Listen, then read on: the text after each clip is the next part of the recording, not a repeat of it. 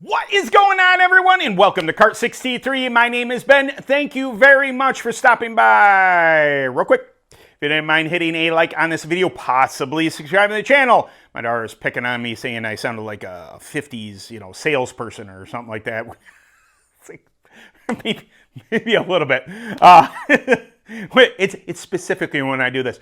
Kart 63 is brought to you by Track Tire Treatments, Burris Racing Tires, BeardOctane.com, 5.3 Titanium, and JC Specialties. If I sound a little verklempt, it's because I just recorded something. I didn't like where I was going with it.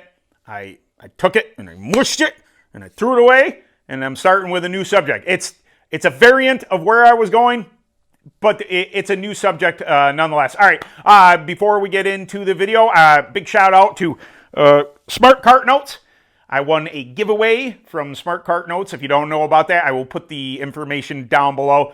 Basically, yes, we all can, notepad and write all our stuff down, and you should be doing that. You should do as I say, don't do as I do. I'm horrible at that. I try and keep everything up in my brain, and then I forget stuff. Bad idea.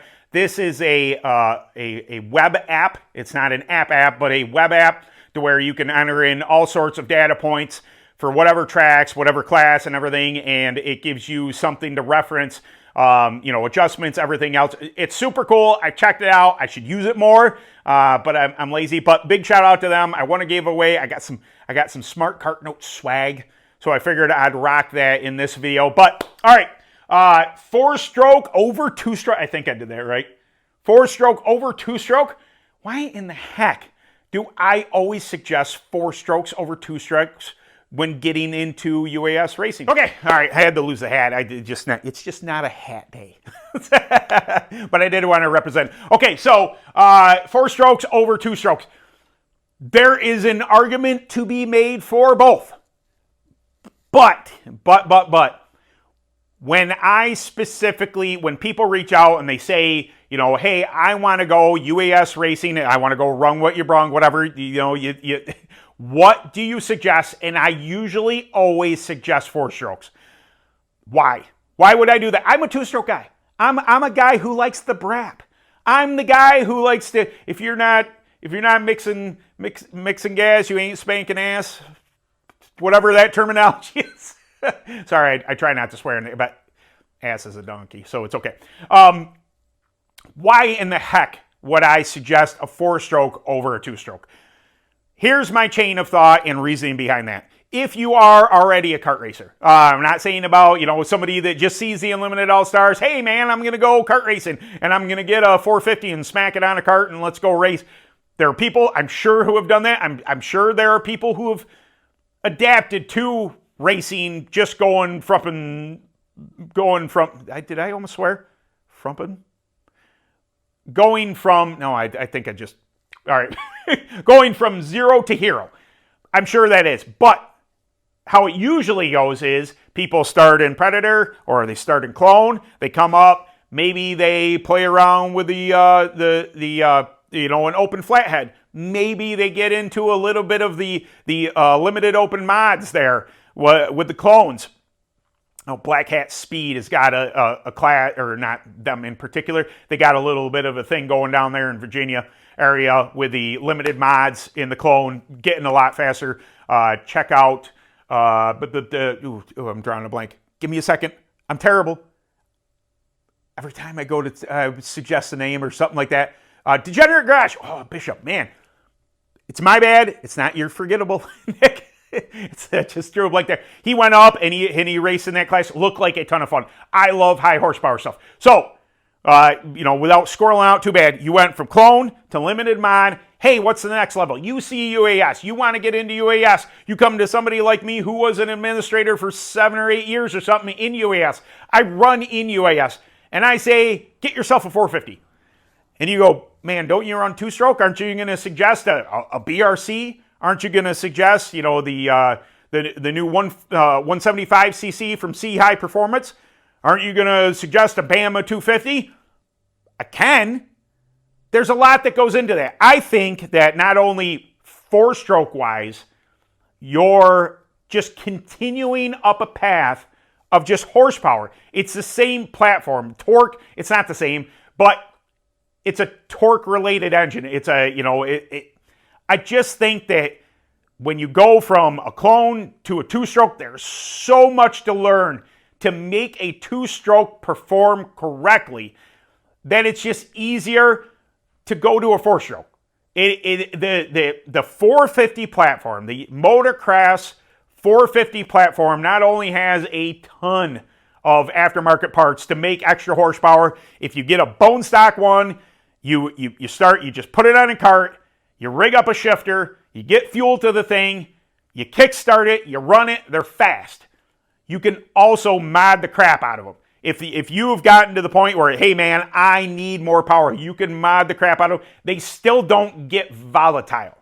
So in my opinion, when you're running a KT100, you're running a 100cc reed, you're running a 125 sedan, 131 sedan, 150 BRC, the 175 Cordair. I don't know if I'm pronouncing that right. The 175cc Cordair that Say's currently got going on. It's a road racing engine.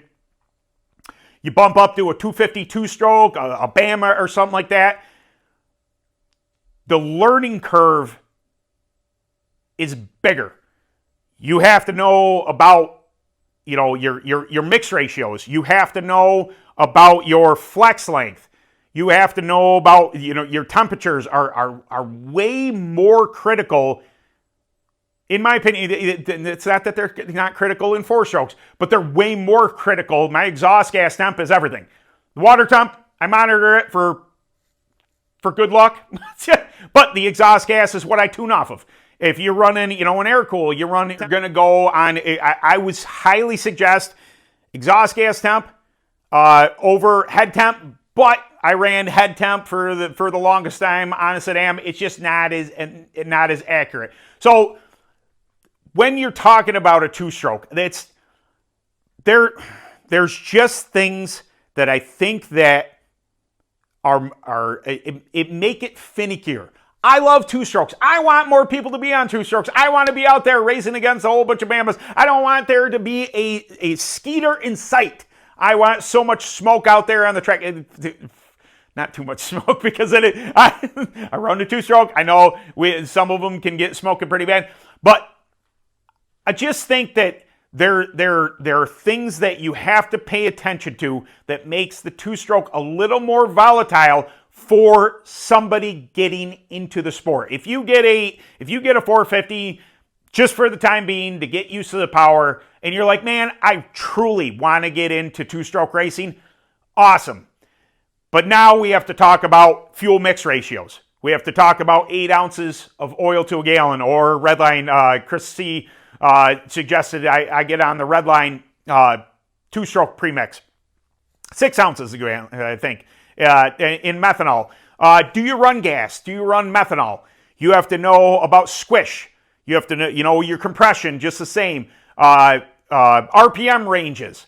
You got to know about what flex length to run and what that does. For instance, if on my Bama here, I think I am running 13 inches of flex on it. The flex is the distance from the backside of the piston in the cylinder to where the pipe starts. That's where it starts to Y out. That's where it actually, there's a length here. It's called the flex. Now, 13 inches of flex is reasonable for this. It's going to have a shutoff. It's going to kill my power somewhere around the high 10,000 range, 11 grand. It's going to start to nose over. Stops making good power. But running a longer flex brings more fuel in the engine. You can increase power by shortening that flex. Well, Ben, that sounds wonderful. I want more power. Do you? Because the shorter you get that, if you get that down to 12 and a half, if you get that down to 12 and a quarter, you just made it like a light switch of power. That's awesome. You also made it volatile to heat. That is leaning the condition of the engine. It is also moving that RPM range that if you say you were shooting for 10,500 RPM, you're going to go bloop, and you're going to move that up. Now you're shooting for 11.5. That is going to move the RPM band up It is going to make it leaner. It's going to make it more light switchy, and it's going to make a ton more power when it hits the pipe. It is going to be like bam, and just you better be ready for as soon as it hits the pipe. Things like that, in my opinion, you don't have to overly concern yourself with a 4-stroke because the RPMs are you can turn them like 13 grand, but in general, they're making gobs of torque and low RPM horsepower that you can just lug the thing up on the corner. There's another thing. You have to be, in my opinion, a little more precise with the 2-stroke in your RPM range. You need a good 3,000 to 4,000 range RPM band. And you need to adjust the teeth. So there's an adjustment to that also. If the track doesn't have enough grip, do you want to take teeth out of that? Oh, you know, you're not spinning it hard enough. You just want to burst off the corner. Maybe you want to add more teeth. They're just really, really finicky. I know I'm doing a terrible job at selling the 2-stroke.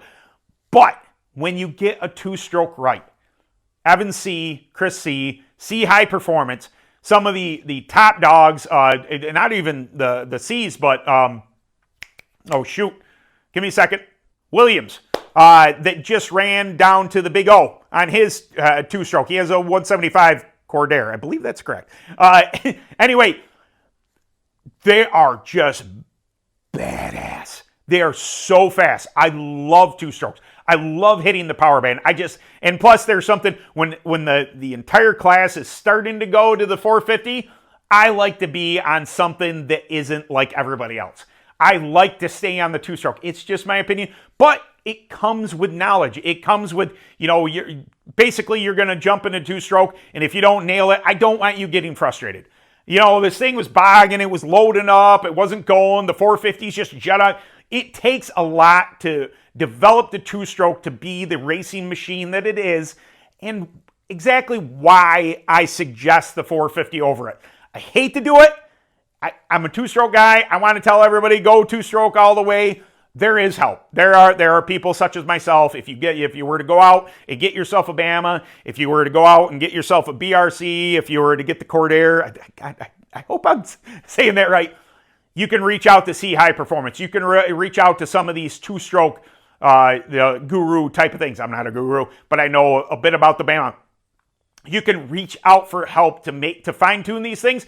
But I just think as you're coming in, the 4-stroke is a more manageable program. The 450 package, bone stock from bike, makes really good power, especially for a standard Saturday night racer. If you have an open glass and you want to go out and run a 450 with no mods, it's probably going to be plenty. Once you step to the big boys, though, you're going to find the modded heads. You're going to find the high compression pistons. You're going to find the tranny-less engines that are making more power. You're going to find them on methanol.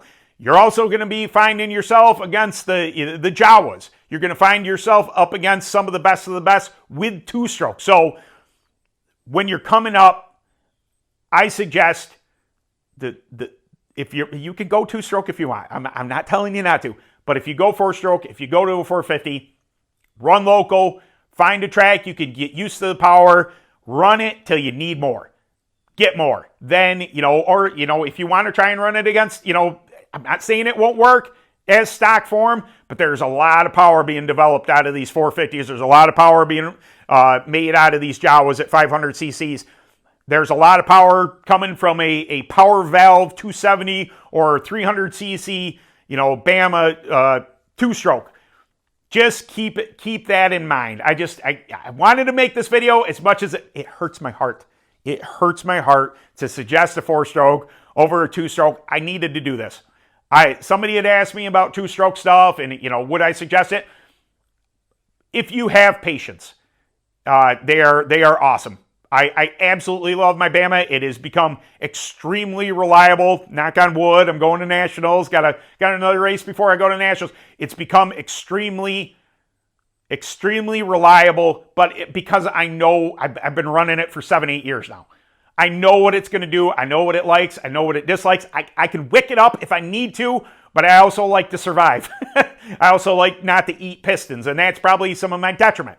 If you start wicking up a 2-stroke, you may cost yourself a piston.